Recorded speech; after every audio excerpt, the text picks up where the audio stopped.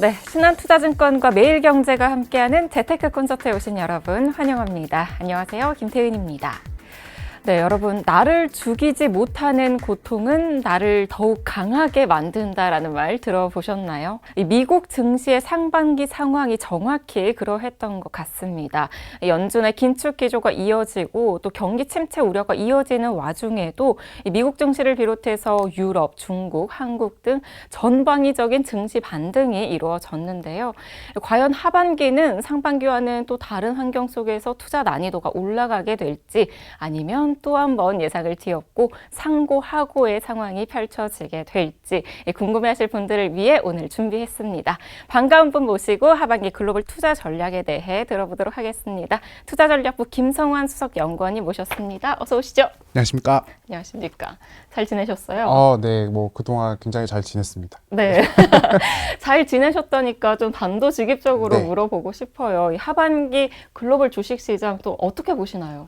네, 최근에 이제 굉장히 많이 오르다 보니까 네. 지금까지 좋긴 했는데 더 갈까? 아마 이렇게 굉장히 많이 생각하실 것 같아요. 근데 결론부터 말씀드리면 저희 하반기 주시장 괜찮게 보고 있다.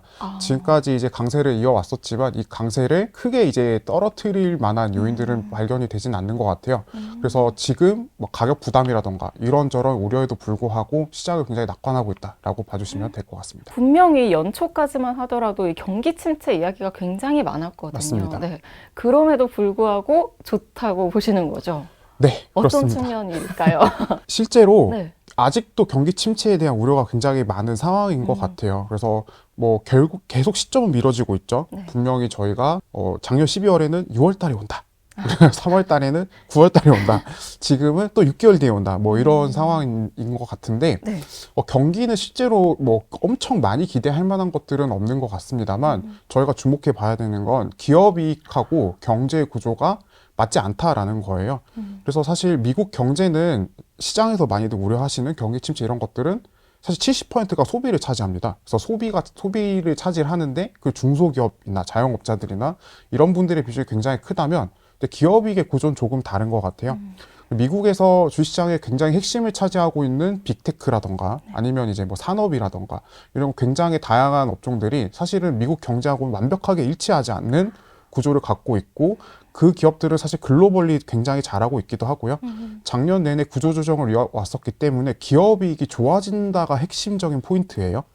되게 이상하죠. 경기 침체가 온다고 하는데 기업이익이 좋아진다. 약간 말이 안 되는 것 같으나 어쨌든 지금 일어나고 있는 상황입니다. 그래서 이러한 추세 자체는 저희가 하반기까지 혹은 더 멀리 가면 내년 상반기까지는 이어질 수 있을 거라고 생각하고 있고 기본적으로 기업이익이 올라간다는 건 주식시장의 추세를 지지한다고 보시면 돼요. 그러니까 저희가 추세선 자체는 계속 올라갈 수 있겠구나. 네. 단기적으로 주가는 살짝 과장적으로 등락이 되고 있긴 하나 추세에 대해서는 크게 의심하지 않는다라고 말씀을 드리고 싶습니다. 말씀하신 걸 정리해 보면 이제 경기는 안 좋지만 기업이익은 올라갈 수 있다 이렇게 말씀을 해주셨는데 그러면 좀 실제 이 데이터를 통해서도 이런 부분들이 확인이 되고 있을까요? 네, 가장 쉽게 저희가 알 수 있는 건 기업이익이라고 볼 수 있을 것 같아요. 미국의 기업이익은 4월달 바닥을 치고 이제 올라가기 시작한 단계입니다. 저희가 이제 월가라던가 여의도에서 가장 많이 참고하는 지표는 12개월 선행 EPS라는 지표가 될 것 같은데요. 향후 12개월 동안 앞으로 기업들이 돈을 얼마나 벌 것이냐. 이게 올라가면은 추세가 이제 따라서 올라간다고 생각해 볼 수 있는 부분인 것 같고요. 이 기업이익의 반등은 실상 저희가 굉장히 많이 접하고 있는 경기 선행지수나 혹은 이제 뭐 GDP 이런 것들하고 좀 동떨어져 있긴 합니다. 그래서 저희가 봤을 때 경제를 믿어야 하느냐, 기업이익이 올라가는 걸 믿어야 하느냐, 기업이익이 올라가는 걸 믿는 게 맞다. 역사적으로 그렇게 이해를 하시면 될 것 같아요. 그러면 이것도 좀 궁금한 것 같아요. 네. 이 기업이익이 개선된다고 하더라도 안 그래도 지금 가뜩이나 금리가 굉장히 높잖아요. 네. 근데 여기서 금리를 더 올리면 너무 어렵지 않을까 이렇게 생각이 되거든요. 여기에 대해서는 어떻게 생각하시나요? 저희가 결국 도전받는 질문들은 네. 이 부분이 굉장히 큽니다. 연준이 이제 기준금리를 뭐 5% 후반까지 올릴 걸로 예상이 되고 있는 상황이고, 사실 이렇게 되다 보면은 기업들이라던가 혹은 뭐 돈을 많이 빌리셨던 자영업자들이나 이런 분들이 과연 버틸 수 있을까에 대한 부분인데요. 근데 이제 잘 생각해 보면은 저도 아직 회사에서 안 잘렸죠. 아직 잘리지가 않았어요. 저도요. 아나운서님도 안 잘리셨어요. 네. 그렇게 생각해보면 기업들은 어쨌든 지금 금리에 적응한 상태로 그렇게 과격한 구조조정을 가져가지 않은 상태에서도 영업 활동을 할 수 있다라는 이야기가 될 것 같고요. 그 다음에 이제 한 가지 조금 달라지는 부분이 있어요. 이게 뭐냐면 주식시장을 주도하고 있는 것들은 투자 사이클이라고 보시면 돼요. 그러니까 이제 경제활동을 얼마나 하느냐, 얼마나 더 많이 먹느냐, 이거에 대한 이야기가 아니라 향후에 먹거리들을 발견을 해서 이걸 갖다가 이제 투자를 하겠다는 건데 경제가 딱히 봤을 때 동력이 없을 것 같아도 투자를 안 하는 게 아닙니다. 그러니까 이제 뭐 한 3, 4년 정도 뒤를 염두에 두고 우리가 3, 4년 뒤에 좋아지겠지 하면서 투자를 하러 나가는 것들인데요. 뭐 예를 들면 한국에 있는 많은 기업들이 지금 미국으로 넘어가시고 있는 상황이죠. 이건 향후에 이제 미국 정부가 주는 인센티브라던가 아니 미국에서 새롭게 열릴 시장을 미리 염두에 두고 가는 것들입니다. 그럼 이 활동 때문에 분명히 단기적으로는 우리가 생각하는 먹고 이제 하거나 먹고 자거나 뭐 입는 데 쓰는 이런 돈은 조금씩 줄어들게 되겠지만 이 사이클에서 기업들이 되게 수혜를 많이 보고 있는 거예요. 투자 사이클에서. 그런가요? 네. 뭐 예를 들어서 삼성전자가 뭐 미국에다 공장을 짓는다라고 가정을 해보겠습니다. 그러면 반도체 장비도 거기 들어가야 될 거고요. 땅 파야 되니까 땅도 밀고 굴삭기도 필요하고 사람들도 필요하게 되는데 그러니까 이런 전체적인 사이클은 사실은 이제 막 엄청 재밌다고 볼 수는 없지만 이 투자에서 나타나는 사이클이 특히나 기업들한테 긍정적으로 돌아오고 있고 이거는 지금 금리 수준을 크게 신경 안 쓴다고 보시면 돼요. 정말. 이게 이제 첫 번째로 저희가 금리를 당장 걱정하지 않는 첫 번째 이유고요. 그다음에 두 번째 이유는 아마도 밸류에이션에 대한 것들일 겁니다. 그러니까 금리가 높아지면 실제로 미국 주시장의 가격 부담이 뭐 예를 들면 PER이 뭐 20배다 이런 얘기 많이 들어보셨을 텐데 실제로 금리가 올라가면 과거 역사적으로 PER을 떨어뜨리게 되는 압박을 하는 요소로 작용을 해왔습니다만 지금은 실적 반등의 초입 구간이죠. 그러니까 향후에 이익이 올라올 거를 선제적으로 반영해서 주가가 가고 있는 상황이기 때문에 지금은 금리 때문에 밸류에이션을 걱정하는 상황은 아닌 것 같아요. 사실 작년 내내 통화정책 때문에 모든 사람들이 되게 힘드셨거든요. 저희 부모님도 통화정책 전문가가 되셨어요. 이제 그리고 이제 뭐 개별 주식 종목하시는 분들도 파월 의장이 뭐 하는지 다 알고 있단 말입니다. 맞아요. 그 정도로 스트레스를 받았는데 네. 지금은 그 정도의 상황은 아닌 것으로 가고 있다라고 이해를 하시면 좋을 것 같습니다. 아니, 그런데 그런 긍정적인 부분을 좀 감안하더라도 한 가지 우려되는 게 또 주가가 이미 네. 정말 많이 올랐잖아요. 네. 이 부분에 대해서는 좀 어떻게 생각을 하세요? 저희가 단기적으로 되게 최근에 수익을 추구하는 성향이 굉장히 강해졌고요. 네. 시장에서도 이제 어떤 종목을 샀다 팔았다 이런 게 굉장히 강해졌습니다. 약간은 좀 투기적인 성향도 같이 결부가 되고 있다고 볼 수가 있을 것 같은데 저희가 그 월가에서 Fear and Greed라고 해서 공포와 탐욕 지수 이거 보게 되면 극단적인 탐욕으로 가 있는 상태예요. 네, 극단적인 탐욕으로 가 있는 상태고 이 상황에서 이제 샀을 때 단기적으로는 이제 주가가 저희 생각만큼 재미없을 수도 있는 건 확실하죠. 지금은 너무 많이 오른 종목들을 막 대번에 이제 비중을 탁 태워갖고 큰 마음 먹고 결심해서 주가를 탁 사는 단계는 아니라고 볼 수 있을 것 같습니다. 그러니까 저희가 믿어야 되는 건 결국 추세에 아까 말씀을 드렸죠. 네네. 기업이익은 추세를 이제 지탱한다고 말씀을 드렸고 저는 기업이익에 대해서 신뢰를 한다면 추세를 믿고 분할 매수를 하시는 전략이 좋지 않을까 싶어요. 그게 지금 시장의 주가가 많이 오른 것들을 헤쳐나가는 한 가지 파고가 될 것 같고 특히나 최근에 주가 상승을 주도했던 것들은 빅테크들입니다. 저희가 잘 아는 뭐 애플, 마이크로소프트, 테슬라, 엔비디아, 뭐 구글 이런 기업들인데요. 이런 기업들은 들고 계신다면 팔 필요는 없어요. 전혀 실적이 좋아질 거니까 팔 필요는 없을 것 같은데 다만 이제 이 분할 매수식에 접근이 맞지 않을까 싶고요. 그다음에 한 가지 더 만약에 굳이 신규 매수를 하시겠다라고 하면은 지금은 조금 소외가 되어 있는 향후에 실적 개선이 좀 이루어질 수 있을 것 같은 민감 업종을 살 수 있는 방법이 있습니다. 그게 이제 산업재라던가 금융 같은 기업들이 될 것 같습니다. 그러니까 추세를 믿고 분할 매수하는 전략, 이렇게 하반기 투자 전략을 좀 구성해 주셨는데 이거 안 물어볼 수 없겠죠. 좀 눈여겨볼 만한 네. 이 투자 아이디어 몇 개만 좀 제시해 주시면 좋을 것 같거든요. 네, 그렇죠. 결국은 결국은 핵심은 요거거든요. 뭘 살지로 귀결이 돼야 되는데 네네. 저희가 이제 저희 주식시장에서 가장 찾고 있는 가장 큰 기회는 아까도 말씀드렸지만 투자입니다. 그러니까 이제 소비하고 투자가 있을 텐데 소비와 관련된 부분보다는 투자에서 뭔가 기회를 찾고 있어요.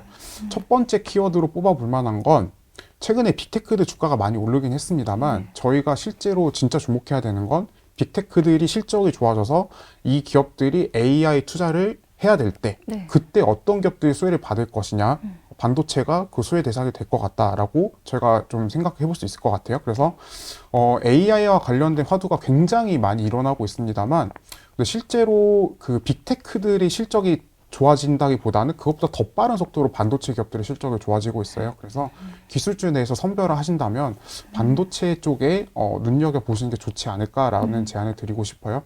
그다음에 두 번째는 실제로 미국에서 공장 짓는 건설 수요가 굉장히 강하게 올라오고 있습니다. 그러니까 저희가 먹고 마시고 입는 것들은 좀 지지부진하나 새로 삽을 뜨는 거 굉장히 활발하게 일어나고 있는데 여기서 얻어질 수 있는 수혜주들은 아무래도 실제로 이제 건설 기기를 공급한다던가 아니면 이제 가갖고 뭐 일을 해준다던가 이런 기업들이 대상이 될 것 같아요. 저희가 업종으로 봤을 땐 산업재나 자본재 업종이라고 소위 이야기를 하는데 이런 업종들은 지금 한 작년 4분기부터 본격적으로 지금 실적이 개선되고 있는 그림이에요. 그래서 이 자본재하고 산업재 업종을 눈여겨보고 있고요.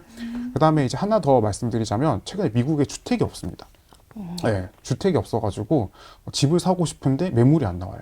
그런 상황이라 되게 집 공급이 모자르고 실제로 가격이 좀 올라가기 시작하는데 공급이 모자라서 가격이 올라주면 이걸 해결하는 방법은 주택을 많이 짓는 거거든요.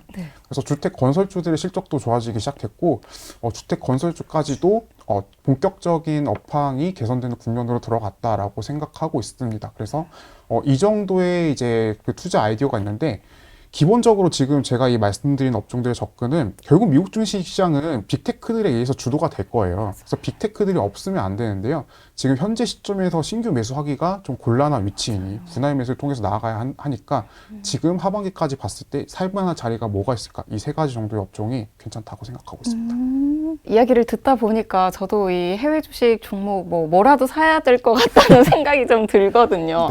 그런데 아무리 생각해도 미국 주식은 지금 사기에는 좀 너무 높은 것 같다는 생각이 들어요. 혹시 미국을 제외하고 좀 추천해 주실 만한 뭐 나라라든지 있을까요? 네, 확실히 이제 좀 저희가 심정적으로 좋은 건 알아도 사기가 부담스럽긴 하죠. 저도 100분 이해하고 그런 차원에서 한 가지 눈여겨볼 만한 국가가 있다면 아무래도 일본이 될 것 같아요. 네, 최근에 일본에 대해서 관심이 생각보다 많으신 상황이에요. 굉장히 생각보다 관심이 많고 이유 자체는 사실 엔화가 되게 저평가됐기 때문에 그래서 엔저니까 엔화 자산을 사면 언젠가 이득이 되겠지라는 심리가 지금 일본 주시장에 대한 선호를 좀 불러일으키고 있는 것 같은데 근데 실제로 그 일본 기업들은 미국보다 좀 저렴한데 주도주 구성이 똑같아요. 그러니까 지금 미국 주시장의 주도주가 하나가 있다면 빅테크 반도체, 하나는 또 이제 아까 말씀드렸던 자본재, 그러니까 인프라 투자가 세게 일어나는 이 자본재 업종이 될 텐데 이 둘 다 일본이 잘합니다. 일본이 둘 다 잘하고 가뜩이나 연준은 통화 정책을 좀 빡빡하게 군영하고 있는데 일본의 BOJ 같은 경우에는 돈을 계속 풀어주면서 수출 기업들 좋아져라 하고 있는 상황이에요. 그러다 보니까 상대적으로 향후에 이익이 개선될 수 있는 폭이 좀 더 많을 것 같아요. 그래서 만약에 미국이 조금 부담스럽다라고 하시면 일본 쪽에 대한 관심도 같이 가져보시면 좋을 것 같습니다. 그럼 마지막으로 우리 투자자분들께 당부의 말씀도 한 말씀 부탁드릴게요. 네, 요거는 꼭 드리고 싶었어요. 저희가 상반기에는 약간 이제 올라가는 종목들을 빠르게 트레이딩을 할 수 있는 장이었습니다. 지금까지는 이렇게 수익률 게임을 사실 할 수 있었던 그런 장세라고 한다면 지금은 가격 부담도 많이 높아졌고 그다음에 이제 아무래도 변동성 자체도 향후에 좀 약화가 될 것 같아요. 저희가 수익률 게임을 하기에는 다소 용이하지 않은 장세가 올 수도 있다는 생각이 듭니다. 그래서 상반기까지는 되는 종목 있으면, 되는 업종 있으면 빠르게 따라다니면서 투자를 할 수 있었겠지만 지금은 조금 긴 호흡으로 시장을 바라봐야 되는 시점이 아닌가 싶은 생각은 들어요.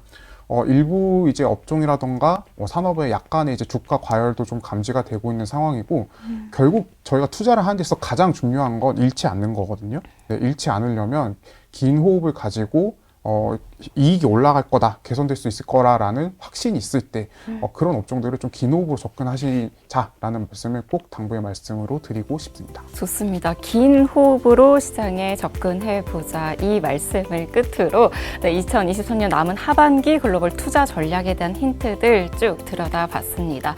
눈여겨볼 만한 투자 아이디어까지 잘 챙겨가시면 좋을 것 같고요. 또 다양한 시나리오와 변수들을 체크해 나가면서 변화하는 시장에 잘 대응해 보셨으면 좋겠습니다. 자, 여러분들 현명한 투자하시길 진심으로 응원하면서 오늘 이 유익한 시간 이쯤에서 마무리하도록 하겠습니다. 함께 해주셔서 고맙습니다.